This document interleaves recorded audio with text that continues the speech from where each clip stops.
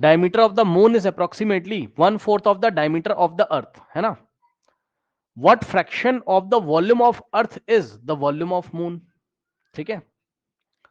What fraction of the volume of the earth is volume of moon, ठीक है। तो यहां बच्चों थोड़ा सा लैंग्वेज में खेल है ना, बाकी इसमें है कुछ नहीं, थोड़ी सी भाषा इसकी है। क्वेश्चन सुनो, कह रहा what fraction of the volume of the earth is the volume of moon.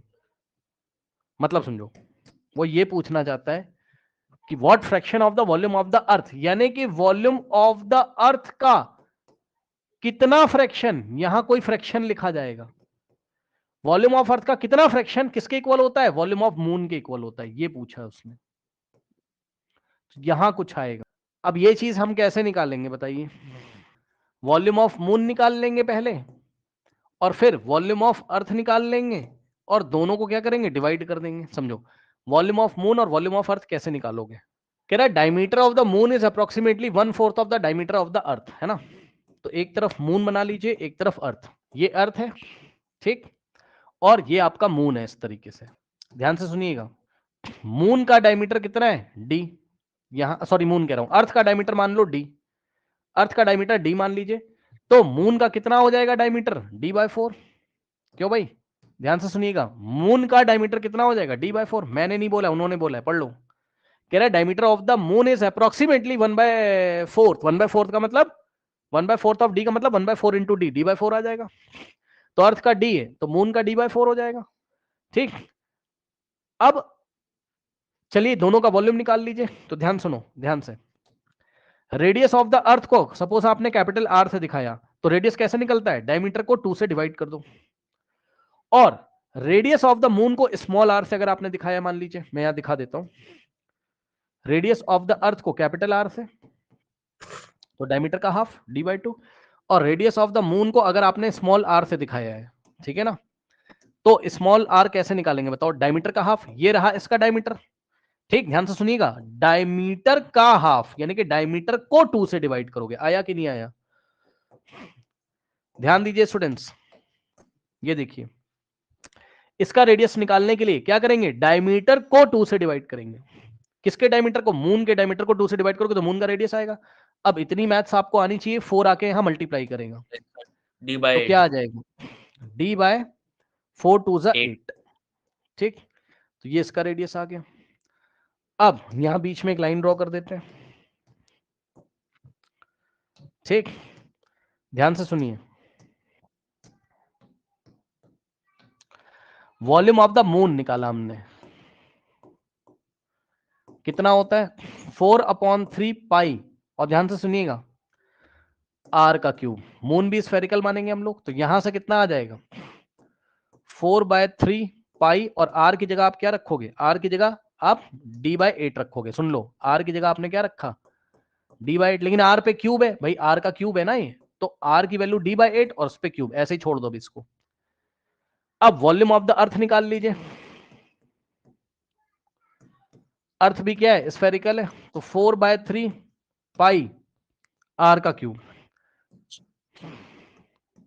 Are का क्यूब, ठीक। तो 4/3, लेकिन आर किसका, अर्थ का, 4/3 आर, आर की जगह आप क्या रखोगे, रेडियस ऑफ द अर्थ कितना है, d/2, ठीक। तो हम लोग क्या रखेंगे यहां, d/2, आर की जगह d/2, आर के ऊपर क्यूब है तो d/2 के ऊपर क्यूब हो जाएगा, ठीक।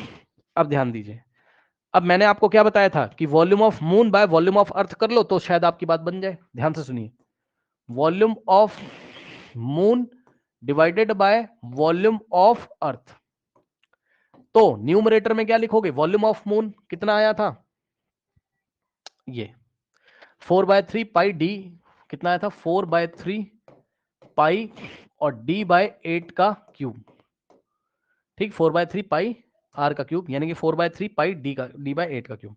और वॉल्यूम ऑफ अर्थ कितना है 4/3 पाई 4/3 पाई d/2 का क्यूब।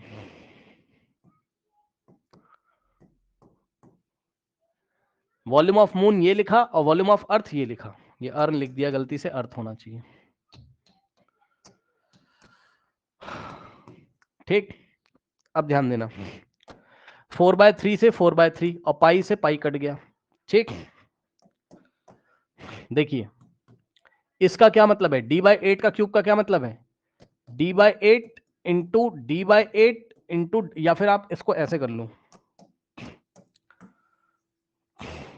अब देखो यहां बच्चे कैलकुलेशन नहीं कर पाएंगे, सुनो इसका ये मतलब है, इसका मीनिंग समझो कि d/8 का जो होल क्यूब है, ध्यान से सुनो, इसको डिवाइड लगाया गया है इससे, तो दिस होल थिंग यानी कि d/8 का whole thing divided by d/2 का क्यूब, ये चीज लिखी हुई है, आया कि नहीं आया बताओ।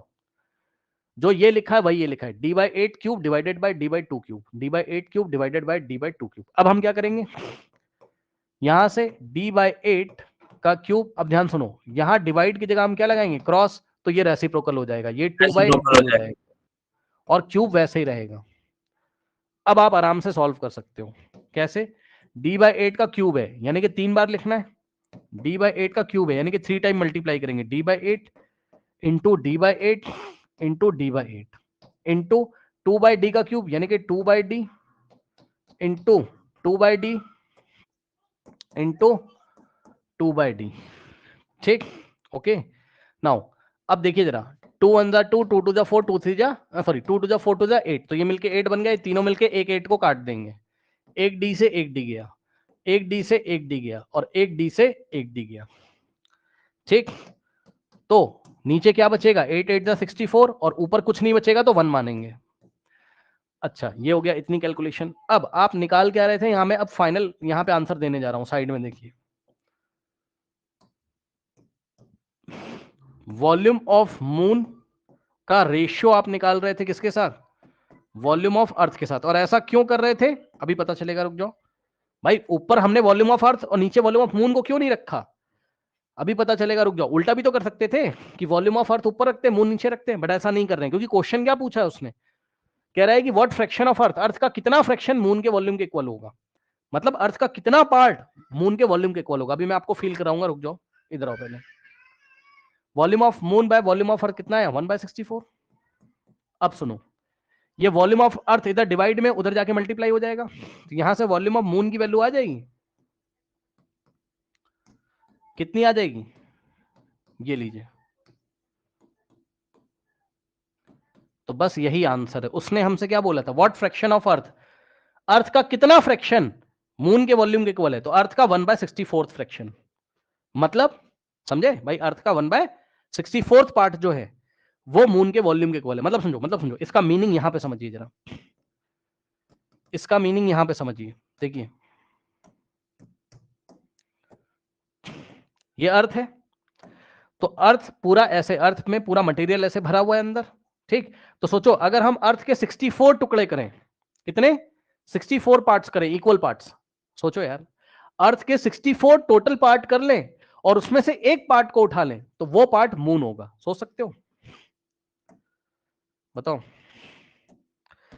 अर्थ के छोटे छोटे ऐसे करके कितने पार्ट कर लें टोटल, 64, तो उस मतलब अगर टोटल 64 है, अर्थ का वॉल्यूम टोटल अगर 64 यूनिट माना जाए, तो उसमें से 1 यूनिट मून का होगा, 64 में से एक पार्ट। कोई डाउट है बताइए, नो सर। ये इस क्वेश्चन का मीनिंग है, इसको आप लोग कर लीजिए, अभी के भी करिए, कॉपी पेन निकाल लीजिए, इसको कर लीजिए। कर लिया।